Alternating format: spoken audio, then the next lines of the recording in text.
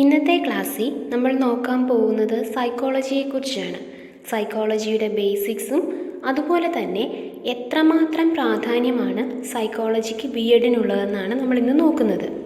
മനസ്സ്, സ്വഭാവം എന്നിവ പ്രതിപാദിക്കുന്ന പ്രായോഗികമായൊരു വിജ്ഞാന മേഖലയാണ് സൈക്കോളജി അഥവാ മനഃശാസ്ത്രം. വ്യക്തികളുടെ ദൈനംദിന ജീവിത പ്രശ്നങ്ങളും മാനസിക അസ്വസ്ഥതകളും ഉൾപ്പെടെ ഒട്ടേറെ മേഖലകളിൽ മനഃശാസ്ത്രം വെളിച്ചം വീശുന്നുണ്ട്. ഓരോ വിദ്യാർത്ഥികളും വ്യത്യസ്തരാണ്. നമുക്കറിയാലോ, ഇപ്പം നമ്മുടെ കൂടെ പഠിച്ചുകൊണ്ടിരിക്കുന്ന ഓരോ കുട്ടികളാണെങ്കിൽ പോലും നാം ഉൾപ്പെടെ ഒന്നിനൊന്ന് വ്യത്യസ്തരായിരിക്കും.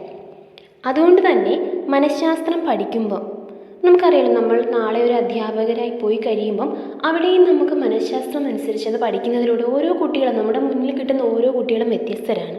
അതുകൊണ്ട് തന്നെ കുട്ടികളെക്കുറിച്ച് കൂടുതൽ മനസ്സിലാക്കുകയും അവരുടെ പഠന പ്രക്രിയ അതുവഴി കൂടുതൽ ഫലപ്രദമാക്കാനും നമുക്ക് സാധിക്കും. അധ്യാപിക എന്ന നിലയിൽ നമുക്ക് സാധിക്കും. അതുകൊണ്ട് തന്നെയാണ് സൈക്കോളജി ബി.എഡ് പഠനത്തിൻ്റെ ഒരു അവിഭാജ്യ ഘടകമായി മാറുന്നത്. ഇനി സൈക്കോളജി എന്താണെന്ന് നമുക്ക് നോക്കാം. അമേരിക്കൻ സൈക്കോളജിക്കൽ അസോസിയേഷൻ പറയുന്നതനുസരിച്ച് മനസ്സിൻ്റെയും സ്വഭാവത്തിൻ്റെയും അഥവാ ഒരാളുടെ പെരുമാറ്റത്തിൻ്റെയും ശാസ്ത്രീയ പഠനമാണ് സൈക്കോളജി. അപ്പം മനസ്സിനെക്കുറിച്ച് അല്ലെങ്കിൽ സ്വഭാവത്തെക്കുറിച്ചുള്ള പഠനമാണ് സൈക്കോളജി. ഈ അമേരിക്കൻ സൈക്കോളജിക്കൽ അസോസിയേഷൻ എന്ന് പറയുന്നത് യുണൈറ്റഡ് സ്റ്റേറ്റ്സിലെ ഒരു വളരെ ലാർജസ്റ്റ് ആയിട്ടുള്ളൊരു സയൻറ്റിഫിക് ആൻഡ് പ്രൊഫഷണൽ ഓർഗനൈസേഷനാണ് സൈക്കോളജിസ്റ്റുകളുടെ. ആ സൈക്കോളജിസ്റ്റുകളെന്ന് പറയുമ്പം അവിടെ കുറേയേറെ പേര് വരുന്നുണ്ട്. ശാസ്ത്രജ്ഞർ വരുന്നുണ്ട്, എഡ്യൂക്കേറ്റേഴ്സ് വരുന്നുണ്ട്, ഡോക്ടേഴ്സ് വരുന്നുണ്ട്, ഈവൻ സ്റ്റുഡൻസ് വരെ അതിൽ ഉൾപ്പെടുന്നുണ്ട്. ഏകദേശം 1,20,000 പരം അംഗങ്ങളുള്ളൊരു ഓർഗനൈസേഷനാണ് ഈ APA അഥവാ അമേരിക്കൻ സൈക്കോളജിക്കൽ അസോസിയേഷൻ. അതുപോലെ തന്നെ സൈക്കോളജി ഒരു മൾട്ടി ഫേസറ്റഡ് ഡിസിപ്ലിൻ ആണെന്നാണ് പറയുന്നത്. മൾട്ടി ഫേസറ്റഡ് എന്ന് ഉദ്ദേശിക്കുന്നത് ബഹുമുഖം എന്നാണ്. അപ്പോൾ അതായത് അതിനർത്ഥം ഒട്ടേറെ മേഖലകൾ ഈ സൈക്കോളജിയുടെ അതിൽ വരുന്നുണ്ട്, അല്ലെ അതിൻ്റെ ഒരു വ്യാപ്തി എന്ന് പറയുന്ന ഒട്ടേറെ മേഖലകളെ അത് കവർ ചെയ്യുന്നുണ്ട്. അതായത് ഹ്യൂമൻ ഡെവലപ്മെൻറ്റ്, സ്പോർട്സ് വരാം, ഹെൽത്ത് വരാം, അതുപോലെ തന്നെ ക്ലിനിക്കൽ, സോഷ്യൽ, നമുക്കൊരു സമൂഹത്തിലെ നമ്മുടെ ബിഹേവിയർ, പിന്നീട് കോഗ്നിറ്റീവ് പ്രോസസ്സസ്, ഇതെല്ലാം തന്നെ ഉൾപ്പെടുന്ന ഒരു ബഹുമുഖ പഠന മേഖലയാണ് സൈക്കോളജി എന്ന് പറയുന്നത്. അപ്പോൾ ഇവിടെ നിങ്ങൾ പുതിയൊരു ടേമിലോട്ട് ഇൻട്രൊഡ്യൂസ്ഡ് ആകുകയാണ്, കോഗ്നിറ്റീവ് പ്രോസസ്സസ്. അപ്പോൾ എന്താണ് കോഗ്നിറ്റീവ് പ്രോസസ്സസ്? അതെന്ന് പറഞ്ഞാൽ വൈജ്ഞാനിക പ്രക്രിയകൾ എന്നാണ് അർത്ഥം. കോഗ്നിറ്റീവ് പ്രോസസ്സസ് അഥവാ കോഗ്നീഷൻ എന്ന് വെച്ചാൽ നമ്മുടെ ചിന്ത, സ്വഭാവം, ഇന്ദ്രിയങ്ങൾ അവരുടെ എല്ലാ സഹായത്തോടെ അറിവും വിവേകവും നേടിയെടുക്കുന്നൊരു മാനസിക പ്രവർത്തനമാണ് കോഗ്നീഷൻ. അതായത് നമ്മൾ ചുറ്റും അനുഭവങ്ങളിൽ നിന്നും പഠിക്കുന്നു, ആ നേടിയെടുക്കുന്ന പ്രക്രിയയാണ് കോഗ്നീഷൻ. അപ്പോൾ ഏതൊക്കെയാണ് ആ പ്രക്രിയകൾ? അതാണ് കോഗ്നിറ്റീവ് പ്രോസസ്സസ് എന്ന് പറയുന്നത്. ഇനി നമുക്ക് സൈക്കോളജി എന്ന പദത്തിൻ്റെ ഇറ്റിമോളജി നോക്കാം. ഇറ്റിമോളജി എന്തായിരുന്നു നമ്മൾ നേരത്തെ ഫിലോസഫിയുടെ ക്ലാസ്സിൽ കണ്ടതാണ്. ആ പദോൽപത്തി എവിടെ നിന്നാണ് സൈക്കോളജി എന്നൊരു വാക്ക് വന്നതെന്നാണ് നമ്മളിപ്പോൾ നോക്കാൻ പോകുന്നത്. അപ്പോൾ ഈ സൈക്കോളജി എന്ന വാക്ക് വന്നിട്ടുള്ളത് 2 ഗ്രീക്ക് വേർഡുകളിൽ നിന്നാണ്, സൈക്കിയും ലോഗോസും. സൈക്കി അത് PSYCHE ആണ്, അവിടെ ഒരു തെറ്റുണ്ട്. ആ ഒരു PSY അല്ല, PSYCHE, സൈക്കി എന്നാണ്. സൈക്കി എന്ന് പറഞ്ഞാൽ സോൾ അഥവാ ആത്മാവെന്നാണ് അർത്ഥം. ലോഗോസ് എന്ന് പറഞ്ഞാൽ ശാസ്ത്രം അഥവാ പഠനം. അതുകൊണ്ട് തന്നെ ആദ്യകാലങ്ങളിലൊക്കെ സൈക്കോളജിയെ സയൻസ് ഓഫ് സോൾ, ആത്മാവിൻ്റെ പഠനമായിട്ടാണ് കരുതിയിരുന്നത്. എന്നുവെച്ചാൽ അത് ഒരു മാനസികമായിട്ടുള്ളൊരു തത്വചിന്തയായിട്ടാണ് സൈക്കോളജിയെ മുൻകാലങ്ങളിൽ വളരെ പണ്ട് അതിൻ്റെ ഉൽപ്പത്തിയുടെ സമയത്ത് കണക്കാക്കിയിരുന്നത്. അങ്ങനെ ആദ്യകാലങ്ങളിലൊക്കെ ആത്മാവിൻ്റെ പഠനം അല്ലെ ആത്മാവിൻ്റെ ശാസ്ത്രം, സയൻസ് ഓഫ് സോൾ എന്ന് അറിയപ്പെട്ടിരുന്ന സൈക്കോളജി പിന്നീട് ഒട്ടേറെ മാറ്റങ്ങൾ അതിന് സംഭവിച്ചു.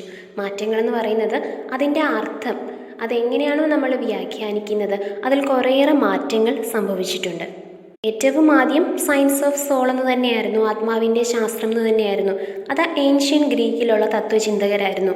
സോക്രട്ടീസും പ്ലേറ്റോ, അരിസ്റ്റോട്ടിൽ തുടങ്ങിയവരായിരുന്നു ആ ഒരു തലത്തിൽ ചിന്തിച്ചിരുന്നത്. പിന്നീട് 18-19 നൂറ്റാണ്ടുകളായപ്പോഴത്തേക്കും അപ്പോഴുള്ള സൈക്കോളജിസ്റ്റുകളെ സംബന്ധിച്ച് പറയുമ്പം ആ ഒരു ചിന്ത, അതായത് ആത്മാവിൻ്റെ പഠനം എന്നുള്ളൊരു ചിന്ത ആത്മാവിനെ കാണാൻ പറ്റില്ലല്ലോ, അതുകൊണ്ട് തന്നെ അവരതൊന്ന് മാറ്റി പിടിച്ചു. അതിനെ പിന്നീട് അവർ സയൻസ് ഓഫ് മൈൻഡ് എന്നാക്കി, മനസ്സിൻ്റെ പഠനം അല്ലെങ്കിൽ മനസ്സിൻ്റെ ശാസ്ത്രം എന്നാക്കി സൈക്കോളജിയെ അവർ വ്യാഖ്യാനിച്ചു. അപ്പോൾ സ്വാഭാവികമായിട്ടൊരു സംശയം വരും, ആത്മാവിനെ കാണാൻ പറ്റില്ല, ശരിയാണ്, മനസ്സിനെ കാണാൻ പറ്റുമോ? അതായത് മറ്റൊരു തരത്തിൽ അത് ചിന്തിക്കുക. ആത്മാവെന്ന് പറയുന്ന ഒരു എക്സിസ്റ്റൻസ് ഉണ്ടെന്നുള്ളൊരു വിശ്വാസം, അതിനേക്കാൾ കുറച്ചും കൂടി അടിസ്ഥാനമുള്ളതാണ് മനസ്സ്, അതായത് ഉള്ളിലുള്ള എന്തോ ഒരു കാര്യം എന്നുള്ളൊരു വിശ്വാസം. അതുകൊണ്ടാണ് ആദ്യത്തെ സയൻസ് ഓഫ് സോൾ എന്നുള്ളത് മാറ്റിയിട്ട് പിന്നീട് അത് സയൻസ് ഓഫ് മൈൻഡ് എന്ന് പിന്നീട് വന്ന 18-19 നൂറ്റാണ്ടുകളിലൊക്കെ ആ ഒരു ചിന്താഗതി വന്നത്. പിന്നീട് 19-ാം നൂറ്റാണ്ടിൻ്റെ അവസാനത്തോടുകൂടി സയൻസ് ഓഫ് കോൺഷ്യസ്നെസ്, അതായത് അറിവിൻ്റെ, ബോധാവസ്ഥയുടെ അല്ലെ പ്രബുദ്ധതയുടെ ഒരു ശാസ്ത്രമായിട്ട്, പഠനമായിട്ട് സൈക്കോളജി വ്യാഖ്യാനിക്കപ്പെട്ടു. ശേഷം 20-ാം നൂറ്റാണ്ട് തുടങ്ങിയതിന് ശേഷം കുറേയേറെ സൈക്കോളജിസ്റ്റുകൾ, ബിഹേവിയറിസ്റ്റുകൾ എന്നറിയപ്പെടുന്ന കുറേയേറെ ആ ഒരു കാറ്റഗറിയിലുള്ള സൈക്കോളജിസ്റ്റുകൾ മനഃശാസ്ത്രത്തെ സയൻസ് ഓഫ് ബിഹേവിയർ അഥവാ പെരുമാറ്റം, സ്വഭാവത്തിൻ്റെ ശാസ്ത്രമായിട്ട്, പഠനമായിട്ട് വ്യാഖ്യാനിച്ചു. അപ്പോൾ ഇന്ന് നോക്കുകയാണെങ്കിൽ മോഡേൺ സൈക്കോളജി എന്ന് പറയുന്നത് ഒരേ സമയം സ്വഭാവത്തിൻ്റെയും മാനസിക പ്രക്രിയകളുടെയും എല്ലാത്തിൻ്റെയും ശാസ്ത്രമായിട്ടാണ് കണക്കാക്കുന്നത്. ഇനി നമുക്ക് സൈക്കോളജിയുടെ ഡെഫിനിഷൻസ് അഥവാ നിർവചനങ്ങൾ ഏതൊക്കെയാണെന്ന് നോക്കാം. 2-3 നിർവചനങ്ങളെങ്കിലും പഠിച്ചു വെക്കുക. സ്കിന്നർ എന്ന് പറയുന്നൊരു ബിഹേവിയറിസ്റ്റിനെ സംബന്ധിച്ച് പറയുമ്പോൾ സൈക്കോളജി എന്ന് പറയുന്നത് science of behaviour and experience എന്നാണ്. സ്കിന്നർ ആരാണെന്നും അദ്ദേഹത്തെക്കുറിച്ച് വളരെ വ്യക്തമായി അദ്ദേഹത്തിൻ്റെ പരീക്ഷണങ്ങൾ, പഠന മേഖലകൾ ഇതെല്ലാം നിങ്ങൾ വരും ക്ലാസ്സുകളിൽ കുറേ കൂടെ വ്യക്തമായി മനസ്സിലാക്കും. അപ്പോൾ ഇപ്പോൾ ഇത്രയും മനസ്സിലാകുക. അദ്ദേഹത്തെ സംബന്ധിച്ച് പറഞ്ഞാൽ സൈക്കോളജി എന്ന് പറയുന്നത് science of behaviour and experience ആണ്. അതായത് സ്വഭാവത്തിൻ്റെയും അതുപോലെ തന്നെ അനുഭവങ്ങളുടെയും ഒരു പഠനം അഥവാ ശാസ്ത്രമാണ് സൈക്കോളജി എന്ന് പറയുന്നത്. ക്രോയെ സംബന്ധിച്ച് പറഞ്ഞാൽ psychology is A study of human behaviour and relationships എന്നാണ്. അതായത് മനുഷ്യൻ്റെ സ്വഭാവത്തോട് മാത്രമല്ല അവരുടെ റിലേഷൻഷിപ്പിൻ്റെയും കൂടിയുള്ള പഠനമാണ് സൈക്കോളജി എന്ന് പറയുന്നത്. ശരിയാണ്, സ്വാഭാവികമായിട്ട് നമുക്കറിയാലോ, നമുക്ക് ചുറ്റുപാടുമുള്ളവർ, നമ്മുടെ റിലേഷൻസ് നമ്മുടെ സ്വഭാവത്തെ വളരെയേറെ സ്വാധീനം ചെലുത്തുന്നുണ്ട്. അതുകൊണ്ട് തന്നെ ക്രോയെ സംബന്ധിച്ച് പറഞ്ഞാൽ സൈക്കോളജി എന്ന് പറയുന്നത് ഹ്യൂമൻ ബിഹേവിയറിൻ്റെയും റിലേഷൻഷിപ്പിൻ്റെയും പഠനമാണ്. കാർഡ് കോഫ്കയെ സംബന്ധിച്ച് പറഞ്ഞാൽ സൈക്കോളജി എന്ന് പറയുന്നത് സയൻറ്റിഫിക് സ്റ്റഡി ഓഫ് ബിഹേവിയർ ആണ്. അപ്പോൾ വെറുതെ പഠിക്കുകയല്ല ബിഹേവിയർ അഥവാ സ്വഭാവം ചുമ്മാ അല്ല പഠിക്കുന്നത്, ശാസ്ത്രീയമായിട്ടുള്ളൊരു പഠനമാണ്. And their contact with the outer world. അപ്പം നമ്മൾ നേരത്തെ ക്രോയുടെ ബിഹേവിയറിൽ റിലേഷൻഷിപ്പ് എന്ന് പറയുന്ന കാര്യം തന്നെ ഇദ്ദേഹം പറഞ്ഞത് ഒരു വ്യക്തി അല്ലെങ്കിൽ ലിവിങ് ക്രിയേച്ചേഴ്സിൻ്റെ എല്ലാം ഔട്ടർ വേൾഡുമായിട്ട്, അവർക്ക് ചുറ്റുമുള്ള ലോകവുമായിട്ടുള്ള അവരുടെ ഒരു കോണ്ടാക്റ്റിൻ്റെയും കൂടെയുള്ള ഒരു പഠനമാണ് ബിഹേവിയർ എന്ന് പറയുന്നത്. ശരിയാണ്, ഒരാളുടെ വ്യക്തിയുടെ സ്വഭാവം എന്ന് പറയുമ്പോൾ അതിന് ചുറ്റുമുള്ള കാര്യങ്ങളെല്ലാം അതിനെ സ്വാധീനിക്കുന്നുണ്ട്. അതിൻ്റെ ഒരു ശാസ്ത്രീയ പഠനമാണെന്നാണ് കർട്ട് കോഫ്ക പറഞ്ഞിട്ടുള്ളത്. അടുത്തതായിട്ട് നമുക്ക് സൈക്കോളജി എന്ന ശാസ്ത്രത്തിൻ്റെ നേച്ചർ അഥവാ സവിശേഷതകൾ എന്തെല്ലാമാണെന്ന് നോക്കാം. അപ്പോൾ നമ്മൾ ഇവിടെ സൈക്കോളജിയുടെ ബേസിക്സ് ആണ് പഠിക്കുന്നതെന്ന് പറഞ്ഞിരുന്നല്ലോ. അപ്പം നമുക്ക് എല്ലാ കാര്യങ്ങളും നോക്കണം, അതിൻ്റെ നിർവചനങ്ങൾ നോക്കണം, നേച്ചർ നോക്കണം, അതുപോലെ തന്നെ അതിൻ്റെ ഫങ്ഷൻസ് ഒക്കെ നോക്കണം. ഇപ്പം നമുക്ക് അതിൻ്റെ നേച്ചർ അഥവാ സ്വഭാവ സവിശേഷതകൾ ഏതൊക്കെയാണെന്ന് നോക്കാം. Psychology is scientific. പറഞ്ഞല്ലോ, സൈക്കോളജി എന്ന് പറയുന്ന ഒരു ശാസ്ത്രീയ പഠന മേഖലയാണ്. അതുകൊണ്ട് തന്നെ അതിൻ്റെ മെത്തേഡുകൾ എന്തെല്ലാമായിരിക്കും? ശാസ്ത്രീയമായിരിക്കും. ശാസ്ത്രീയ പഠന മേഖല എന്ന് പറയുമ്പോൾ അവിടെ ഒബ്സർവേഷനുണ്ട്, പരീക്ഷണങ്ങൾ നടക്കുന്നുണ്ട്, എക്സ്പെരിമെൻറ്റേഷനുണ്ട്, അങ്ങനെ കുറേയേറെ കാര്യങ്ങളുണ്ട്, ഇൻ്റർപ്രിറ്റേഷൻസ് ഉണ്ട്. സൈക്കോളജി എന്ന് പറയുന്നത് സയൻറ്റിഫിക് ആണ്. അതുപോലെ തന്നെ അതിൻ്റെ മെത്തേഡുകൾ എന്ന് പറയുന്നതും സയൻറ്റിഫിക് ആണ്. പിന്നീട് നോക്കുകയാണെങ്കിൽ സൈക്കോളജി ഒരു എംപിരിക്കൽ സയൻസ് ആണ്. എന്ന് വെച്ചാൽ അതൊരു പ്രായോഗിക ശാസ്ത്രമാണ്. അതുപോലെ തന്നെ അത് ഫാക്ച്വൽ ആണ്, വസ്തുനിഷ്ഠാപരമായിട്ടുള്ളൊരു കാര്യമാണ്, അല്ലെങ്കിൽ ഒരു പഠനമാണ് സൈക്കോളജി എന്ന് പറയുന്നത്. അടുത്തത് നോക്കുകയാണെങ്കിൽ it emphasize for the search of truth. ശരി അഥവാ സത്യത്തിനെ കുറിച്ചുള്ള യഥാർത്ഥ കാര്യം അറിയാനുള്ളൊരു പഠനമാണ് സൈക്കോളജി എന്ന് പറയുന്നത്. സെർച്ച് ഫോർ ട്രൂത്ത് ആണ്. അടുത്തത് it is A positive science. Positive science എന്ന് വെച്ചാൽ അതായത് ഡേറ്റയുടെയും ഫാക്റ്റിൻ്റെയും ഒക്കെ അടിസ്ഥാനത്തിൽ ജെന്യുയിൻ ആയിട്ടുള്ളൊരു സയൻസാണ് സൈക്കോളജി എന്ന് പറയുന്നത്. പക്ഷേ അങ്ങനെ നോക്കുമ്പോൾ മറ്റൊരു കാര്യം കൂടെ ഉണ്ട്. അടുത്തത് നോക്കുക, it is not a perfect science. നമ്മൾ പറഞ്ഞു സയൻസാണ് സൈക്കോളജി, ശാസ്ത്രീയമായിട്ടുള്ളതാണ്, മെത്തേഡ് ശാസ്ത്രീയമാണ്, ട്രൂത്തിൻ്റെ സെർച്ചാണ്, പോസിറ്റീവ് സയൻസ് ഒക്കെ ആണെങ്കിൽ പോലും അതൊരു പെർഫെക്റ്റ് സയൻസ് അല്ലെന്നാണ് പറയുന്നത്. അതെന്തായിരിക്കും അങ്ങനെ പറയുന്നത്? അത് നമുക്ക് നോക്കാം. എന്തുകൊണ്ടാണ് സൈക്കോളജിയെ പെർഫെക്റ്റ് സയൻസ് അല്ല എന്ന് പറയുന്നത്? പെർഫെക്റ്റ് സയൻസ് എന്ന് പറയുമ്പം അവിടെ ഒന്ന് ആലോചിച്ച് നോക്കുക. നിങ്ങൾ മറ്റ് ശാസ്ത്രീയ മേഖലകളെക്കുറിച്ച് ആലോചിക്കുക. അവർക്ക് സ്വന്തമായിട്ടുള്ള ചില പദങ്ങളൊക്കെ കാണും. നമുക്കറിയാലോ, ചില കട്ടി വാക്കുകളൊക്കെ കാണും. അതുപോലെ തന്നെ അവിടെ ഹൈലി കൺട്രോൾഡ് ആയിട്ടുള്ള എക്സ്പെരിമെൻ്റൽ കണ്ടീഷൻസ് കാണും. അവിടെ നമുക്ക് പ്രെഡിക്റ്റ് ചെയ്യാൻ പറ്റും. ഇന്നതായിരിക്കും സയൻസ് വെച്ച്, നമ്മുടെ അറിവ് വെച്ച് പ്രഡിക്ഷൻസ് നടത്താൻ പറ്റും, എക്സ്പെരിമെൻറ്റ്സ് ഒക്കെ ചെയ്യാൻ പറ്റും. പക്ഷേ അതേസമയം സൈക്കോളജി എത്രയേറെ സയൻറ്റിഫിക് ആണെന്ന് പറഞ്ഞാൽ പോലും നമുക്കറിയാലോ, സൈക്കോളജി എന്ന് പറഞ്ഞാൽ എന്താണ്? സ്വഭാവം അല്ലെ, പെരുമാറ്റം, മനസ്സൊക്കെ ഉള്ളൊരു പഠനമാണ്. അതുകൊണ്ട് തന്നെ അതിന് ഒരുപാട് ലിമിറ്റേഷൻസ് ഉണ്ട്.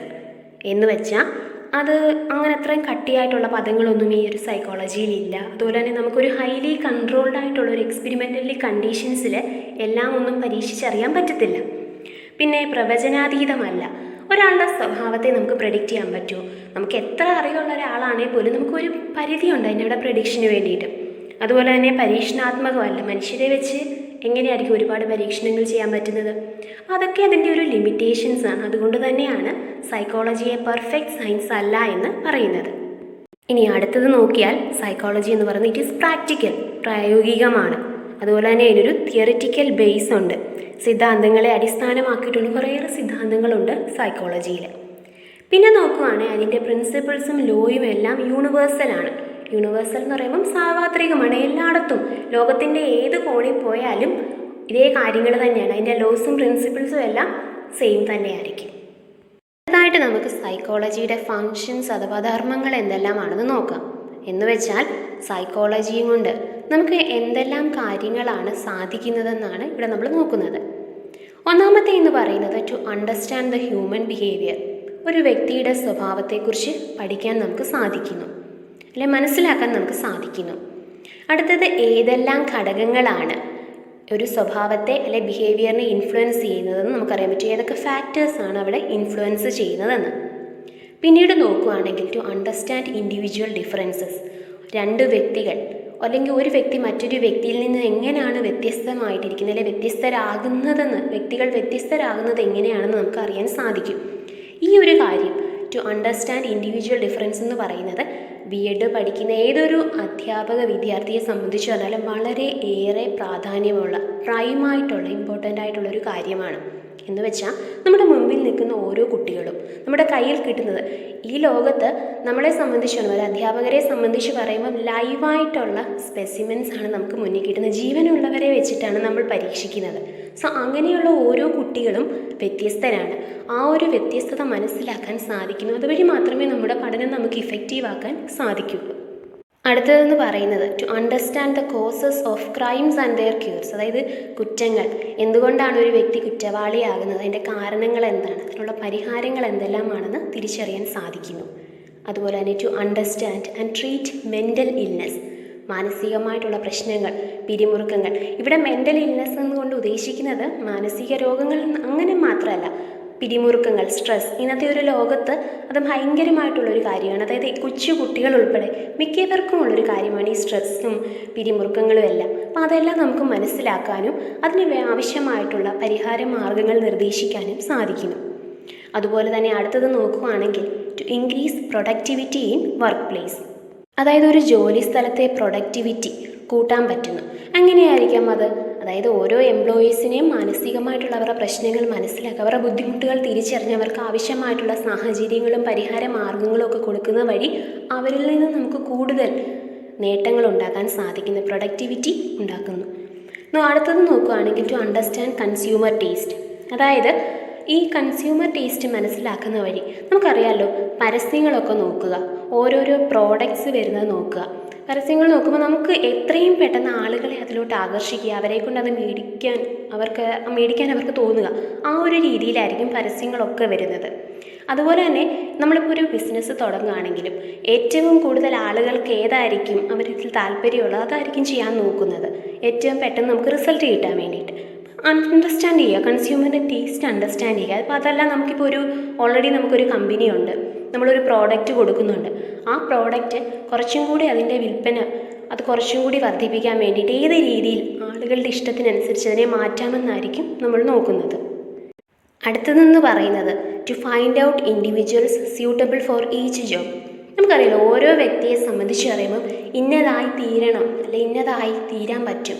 അപ്പോൾ അവർക്ക് അന്തർലീനമായിട്ടുള്ള കുറേ കഴിവുകളുണ്ട്, അല്ലെങ്കിൽ മനസ്സിൻ്റെ ആഗ്രഹങ്ങളുണ്ട്, ഞാൻ ഇന്നതാവാം. അപ്പോൾ ആഗ്രഹിച്ചൊരു ജോലി നേടുമ്പം അവരതിൽ 100% ഇഫക്റ്റീവ് ആകാൻ ശ്രമിക്കും.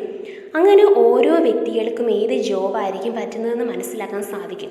ഒരു അധ്യാപികയെ സംബന്ധിച്ച് പറയുമ്പോൾ നമുക്കറിയാലോ, നമുക്ക് കുട്ടികളെ കിട്ടുമ്പോൾ അവർ ഓരോരോ സ്വഭാവങ്ങൾ മനസ്സിലാകുമ്പോൾ നീ ഇന്നതായി തീരും അല്ലെങ്കിൽ നിനക്ക് ഇന്നതാവാൻ പറ്റും എന്നൊക്കെ നമുക്ക് പ്രെഡിക്റ്റ് ചെയ്യാൻ സാധിക്കും. അടുത്തത് നോക്കുകയാണെങ്കിൽ to provide effective education. Effective education എന്ന് ഉദ്ദേശിക്കുന്നത് കുട്ടികളെ കൂടി മനസ്സിലാക്കി അവരിലൊന്നും അടിച്ചേൽപ്പിക്കാതെ അവർക്ക് പറയാനുള്ളതുകൂടെ കേട്ടിട്ട് അതനുസരിച്ച് നമ്മൾ അവരുടെ താല്പര്യങ്ങൾക്കനുസരിച്ച് അവരുടെ മനസ്സ് മനസ്സിലാക്കി അതേപോലുള്ള രീതിയിൽ അവരുടെ കഴിവുകളെയൊക്കെ ഉണർത്തുന്ന രീതിയിൽ നമ്മൾ പഠനം നൽകുകയാണെങ്കിൽ ഏറ്റവും നല്ലൊരു ഫലം നമുക്ക് അവിടെ നിന്ന് ലഭിക്കും. അടുത്തതെന്ന് പറയുന്നത് to understand oneself and others. അതായത് ഒരു വ്യക്തിക്ക് സ്വയം മനസ്സിലാക്കാൻ സാധിക്കുന്നു. നമ്മളുൾപ്പെടെ ഓരോ വ്യക്തികളായാലും നമ്മുടെ പോസിറ്റീവ്സ് എന്താണ്, നെഗറ്റീവ്സ് എന്താണ്, അതെല്ലാം തിരിച്ചറിയുകയാണെങ്കിൽ തീർച്ചയായും നമ്മുടെ സ്വഭാവത്തിൽ നമുക്കതനുസരിച്ച് മാറ്റം വരുത്താൻ പറ്റും. അതുപോലെ തന്നെ മറ്റുള്ളവരെ തിരിച്ചറിയുകയാണെങ്കിൽ കോൺഫ്ലിക്ട്സ് ഒന്നും അധികം ഉണ്ടാകില്ല. ഇന്ന കാര്യം കൊണ്ടായിരിക്കാം അവരൊരു പക്ഷേ ഇങ്ങനെ ആയിപ്പോയത്, അല്ലെ ഇന്നതുകൊണ്ടാണ് അവരങ്ങനെ ബിഹേവ് ചെയ്തത്. എപ്പോഴും ബിഹേവിയറിനെ ഇൻഫ്ലുവൻസ് ചെയ്യുന്ന ഏറ്റവും വലിയൊരു ഘടകമാണ് സിറ്റുവേഷൻ എന്ന് പറയുന്നത്. അപ്പോൾ സാഹചര്യങ്ങളാണ് ഏറ്റവും കൂടുതൽ ഒരു വ്യക്തിയുടെ സ്വഭാവത്തെ സ്വാധീനിക്കുന്നത്. അപ്പോൾ അതുവഴി ഒരു വ്യക്തിക്ക് സ്വയം തിരിച്ചറിയാനും മറ്റുള്ളവരെ മനസ്സിലാക്കാനും സാധിക്കുന്നു. ഒരു അധ്യാപികയെ സംബന്ധിച്ച് പറയുമ്പോൾ അത് വളരെയേറെ ഇമ്പോർട്ടൻ്റ് ആയിട്ടുള്ളൊരു കാര്യമാണ്. അതായത് സ്വന്തമായിട്ട് ഒരു തിരിച്ചറിവുണ്ടാവുക. എൻ്റെ പഠനം ഇങ്ങനെയാണ്, അല്ലെ എന്നെ കുറച്ചുകൂടെ മെച്ചപ്പെടുത്തുക, അല്ലെങ്കിൽ എനിക്ക് ഇന്ന പോരായ്മകളുണ്ടെന്ന് തിരിച്ചറിയുക, കൂടെ ഉള്ളവരെ മനസ്സിലാക്കുക, കുട്ടികളെ മനസ്സിലാക്കുക. അപ്പം ഇതെല്ലാം തന്നെ സൈക്കോളജിയുടെ ഫങ്ഷൻസ് ആണ്.